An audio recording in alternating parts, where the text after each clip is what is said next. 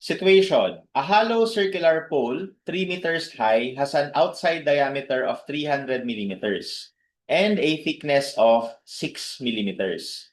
It is subjected to the following loads. Una, meron daw vertical compressive load. P equals 3 kilonewton at an eccentricity of 100 millimeters. Pangalawa, meron ding lateral load, ibig sabihin horizontal load, at the top with a value of 45 kilonewtons. So, we are asked of the following questions. Maximum compressive stress at the base due to vertical loads. And then, which of the following gives the maximum tensile stress due to all loads? Ayan, sige. Drawing muna natin. So, bali, meron tayong circular pole.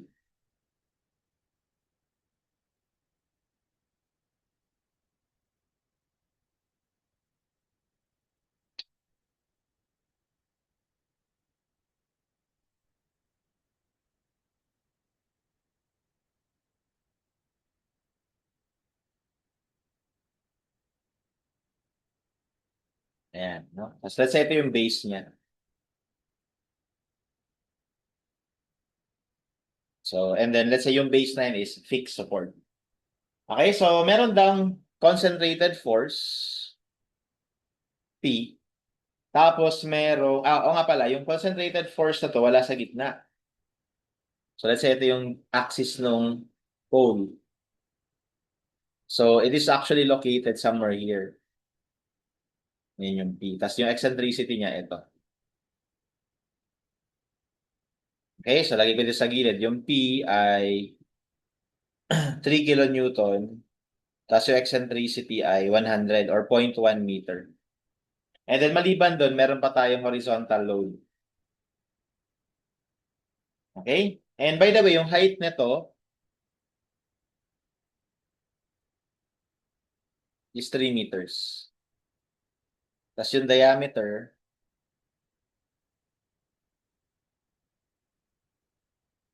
300 mm.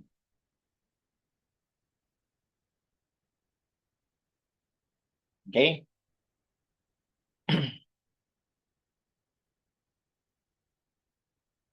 Okay, so first question, what is the maximum compressive stress at the base of the pole due to the vertical loads only? So vertical loads lang ito lang. So hindi mo natin isasama yung H. Okay?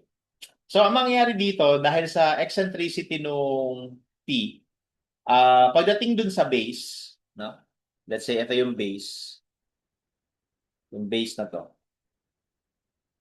Okay, let me just redraw that. No? At the base, so ito yung base.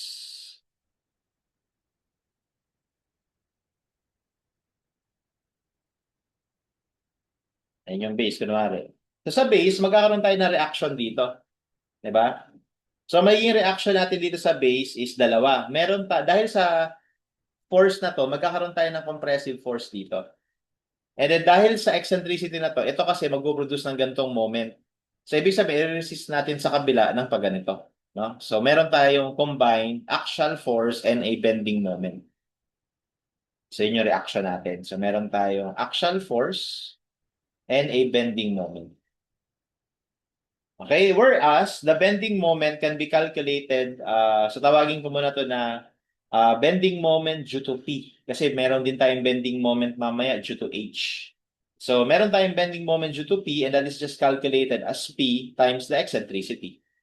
Okay, kasi again, ito yung axis nung um, section. So, ibig sabihin, dahil meron kang distance mula dyan, nagkaroon ka ngayon ng eccentricity or moment arm to produce this bending moment.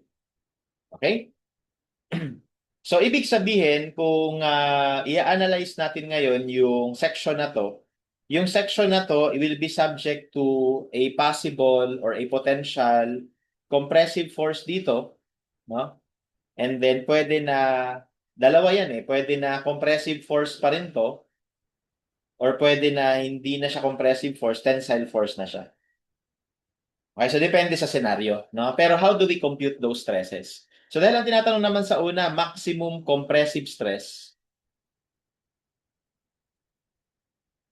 Okay?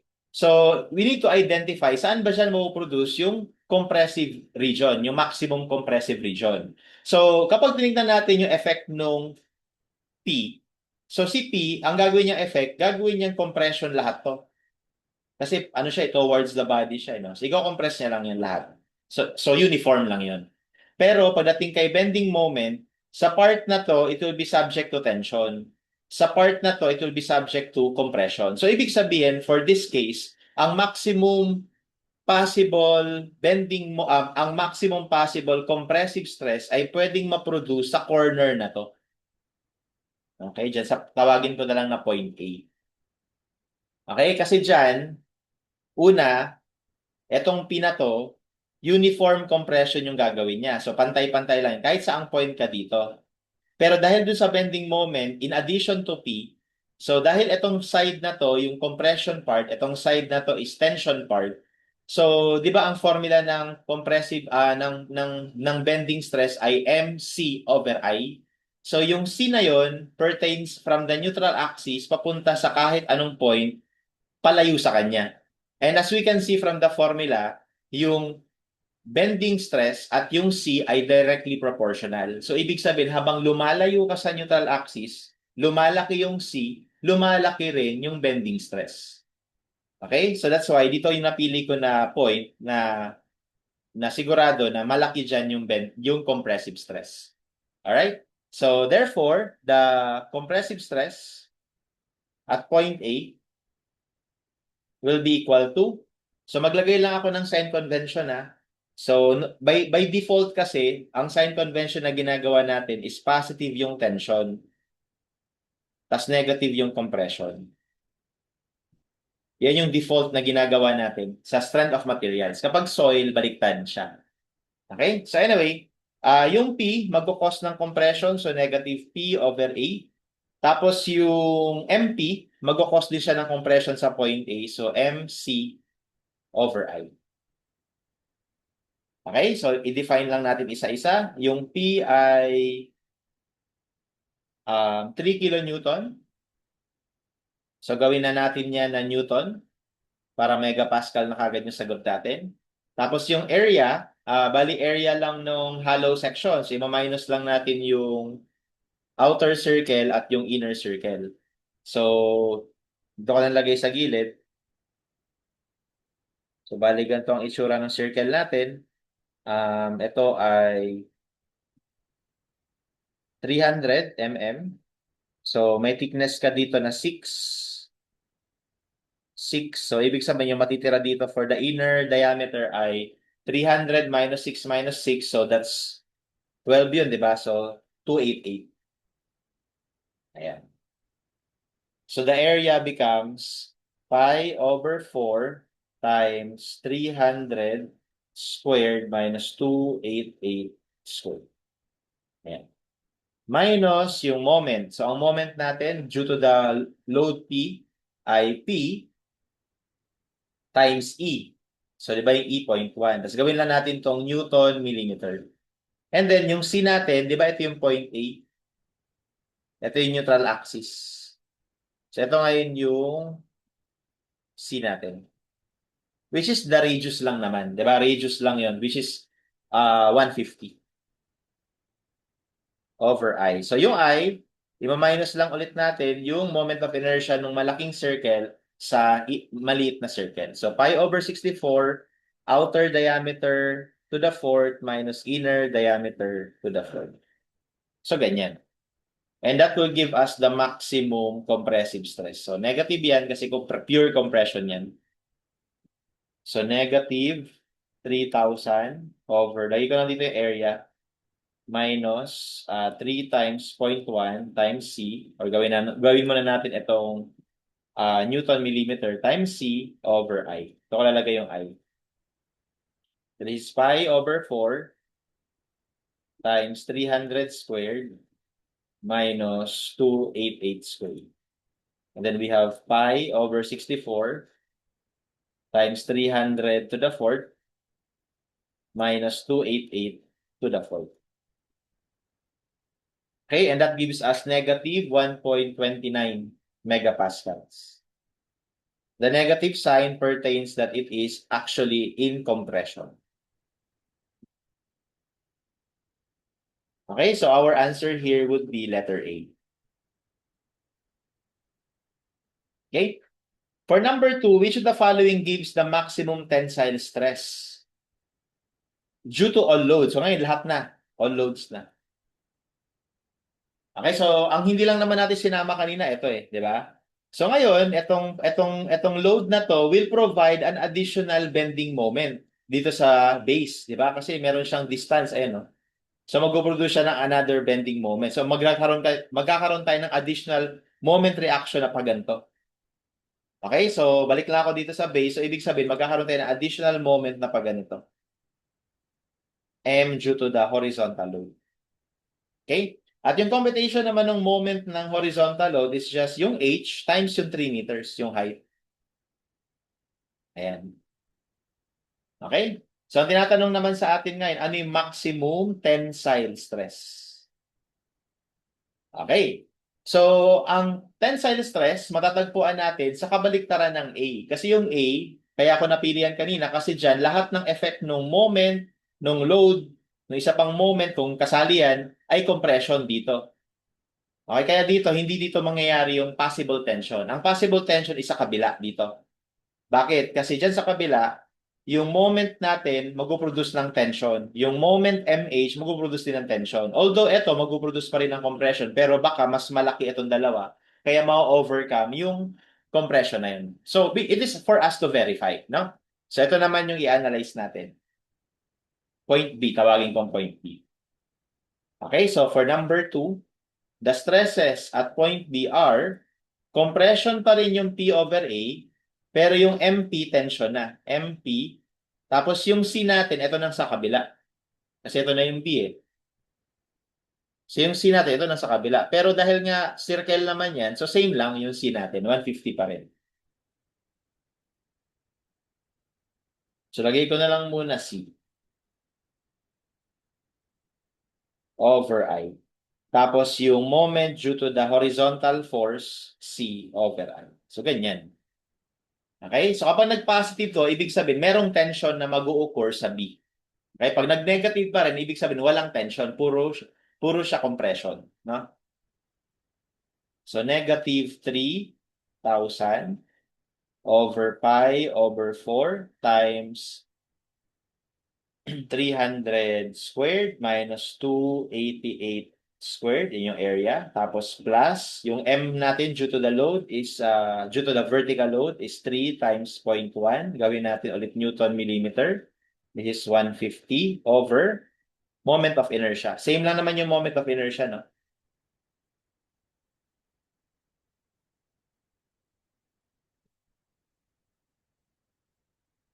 Ayan. And then plus, yung moment dahil sa horizontal load, which is H times 3. Yung H nga pala ay 0.45. Once again, gawin natin Newton mm. Ito yung C over I.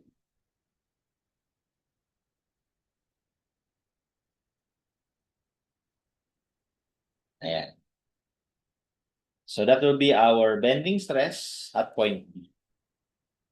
So 3, so ito na yan. Edit ko na lang to Gawin ko na lang tong plus. Tapos, plus 0.45 times 3 million times 150 over the moment of inertia.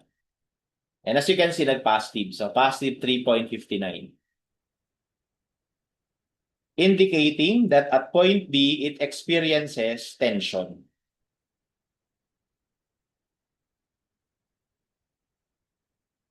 Okay, so our answer for number 2 is approximately letter A. Okay. Next, a solid pole, 250 mm in diameter is used instead.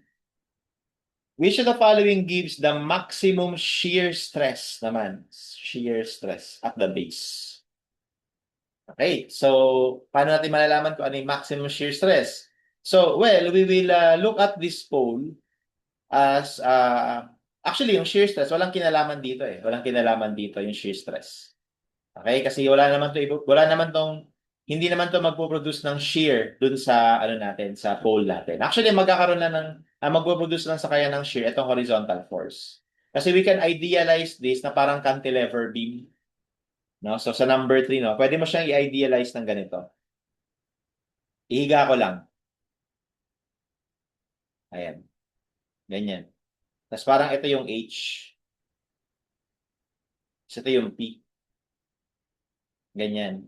So, itong H na to, yun yung magpo-produce ng bending dito. Okay? Kaya yung H, siya yung magpo-produce ng flexural shear dun sa pole natin. Okay? So, ano yung shear na ipoproduce niya? So, it depends on the reaction here. So, di ba yung reaction dito, magiging equal lang din sa H. 0.45 kilonewton. So, mangyari, pag in-drawing mo yung shear diagram niyan, napakasimple lang yan. So, ganito lang. Aangat, tas bababa dito. Yun yung shear diagram niya. Ang magnitude ng maximum shear is 0.45. Okay? So, ganun, no? So, tapos, ang section daw ngayon ay solid na. Solid na yung section. Okay? So, that means circular section. Okay? Na yung diameter ay 250.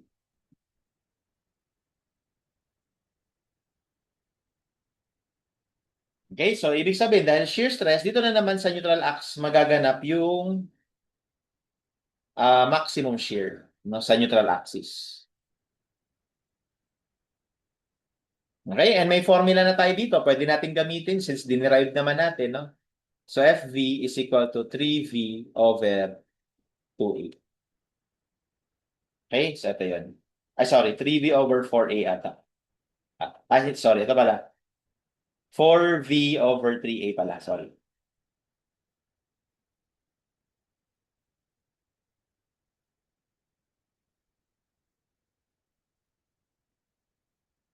Ayan. Okay? As derived in the previous problem. So, may V na tayo, area. So, napakasimple. So, therefore, FV is equal to 4 times 0.45. Gawin lang natin tong Newton para megapascal kagad yung sagot. 3 times area. So, area is pi over 4 times 250. So, guys, solid na to ha. So, solid section na to. Kaya wala nang ima-minus na inner circle.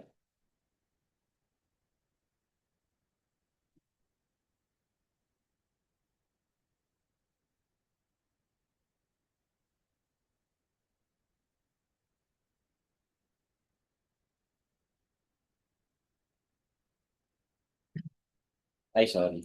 Ba't ito? 5. So, it's 0.012 megapascals.